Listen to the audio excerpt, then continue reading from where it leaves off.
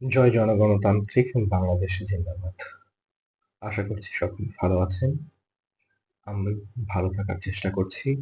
এদেশের আপন জনগণ যেদিন ভালো থাকবে, নিরাপদে ঘুমাতে পারবে, সুন্দর একটা বাংলাদেশের যে স্বপ্ন দেখছে সবাই, সেই সুন্দর বাংলাদেশ যেদিন বিনির্মাণ হবে, তবে আমরা সকলেই ভালো থাকবো একসাথে।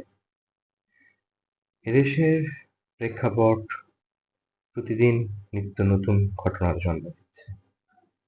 যে কোটা বৈষম্য দূর করার জন্যই এদেশের এত বড় বিপ্লবের মতো ঘটনা ঘটেছে। বিগত দিনগুলোতে দেখলাম যে আহ, এই জুলাই অভ্যুত্থানে যারা শহীদ হয়েছে তাদের পরিবারও আহ, বিভিন্ন বিশ্ববিদ্যালয় স্কুলে ভর্তির জন্য কোটা পাচ্ছে।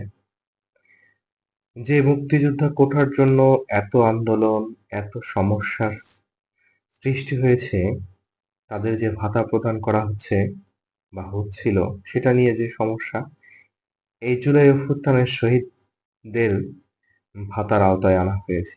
তাহলে বৈষম্য শব্দটা কি শুধু আমাদের মুখেই পরিবর্তন বা বৈষম্য দূর করার চেষ্টা? সঙ্গত কারণে সবকিছুতে তো বৈষম্য বিরাজমান থাকছেই। তবে কেন এই শুধু মুখের বলিদান হচ্ছে বৈষম্য দূর করো? এদেশে একটা গণঅভ্যুত্থান মানেই নতুন একটা রাজনৈতিক দলের সৃষ্টি। তারা কতটুকু সামর্থ্যবান, কতটুকু এদেশের জনগণের মনে জায়গা করে নিচ্ছে, সেটা বড় কথা নয়। প্রথমে তারা একজন বিপ্লবী, পরেই তারা একটা নতুন দলের সৃষ্টি করেছে। ১৯৭৫ সালের পরে বিএনপির জন্ম হয়েছে। এর মধ্যে খন্দকার মোশতাক ছিল, মোশাররফ হোসেন ছিল। আবার বিএনপি পরবর্তীতে জাতীয় পার্টি দলের অভ্যুত্থান হয়েছে। বিএনপির অভ্যুত্থানের পর এবং সেখানে নতুন করে জাতীয় পার্টি হয়েছে। জাতীয় পার্টি পরবর্তীতে আহ, আবার যখন নতুন ভাবে অভ্যুত্থান হয় দেশে, তখন আবার অনেক নতুন নতুন দল তৈরি হয়েছে। ১৯৭১ সালের পরে যেমন জাসদ তৈরি হয়েছিল। তো এদেশে যত অভ্যুত্থান তত রাজনৈতিক দল বৃদ্ধি। তারা কতটুকু ফলপ্রসূ এবং কতটুকু গ্রহণযোগ্যতা পেয়েছে সেটা কেউ ভাবেনি। আসলে একজন বিপ্লবী হওয়া, একটা অভ্যুত্থানের নায়ক হওয়া মানেই একজন রাষ্ট্র পরিচালনার আহ, ক্ষমতাশীল হওয়া, এটা কিন্তু ভুল। তবে আমাদের দেশের প্রেক্ষাপটে এটা চলমান এবং সবাই যেটা করছে। বর্তমানে একটি নতুন দল গঠন হয়েছে, জাতীয় নাগরিক পার্টি। এই যে তারা দল গঠন করলো একটা অভ্যুত্থানের পর, তারা এদেশে যদি সত্যিকারই ভোট হয়, কয়টা আসন পাবে সাধারণ জনগণের কাছ থেকে? আপনারা যারা সাধারণ জনগণ, আপামর জনগণ, যারা নিরীহ জনগণ, যারা সামান্য ভোট দানের অধিকারটুকু আদায়ের জন্য খেয়ে না খেয়ে এই দেশে জীবন বিলিয়ে দিচ্ছেন স্বাধীনতা ভোগের, বৈষম্য দূর করার শব্দে যারা দিন রাত খেটে মরছে, তারা সত্যি করে বলবেন যে এই যে নতুন দল গঠন হয়েছে, তারা কয়টা আসন পেতে পারে? আমার কাছে মনে হয় তারা একটা আসন পাওয়ার যোগ্য নয় এবং যোগ্যতা রাখে না। এদেশের প্রেক্ষাপটে এরকম অসংখ্য দল অভ্যুত্থানের পর জন্ম নিয়েছে। তারা সারা জীবন শুধু এই একক ব্যক্তি একটা দল হিসেবে কাজ করেছে।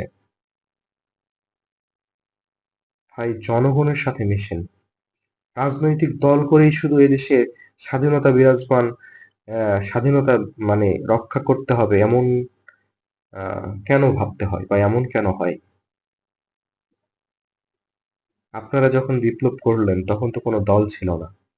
একটা স্বৈর শাসককে পতন করার জন্যে কিন্তু একটা দল কখনো কাজ করে সফলতা আনা সম্ভব নয়। আপনারা নতুন দল গঠন করলেন। আপনারা ভারতকে সাথে নেবেন না, পাকিস্তানকে নেবেন না, ভালো কথা। আপনারা স্লোগান দিলেন ইনকলাব জিন্দাবাদ।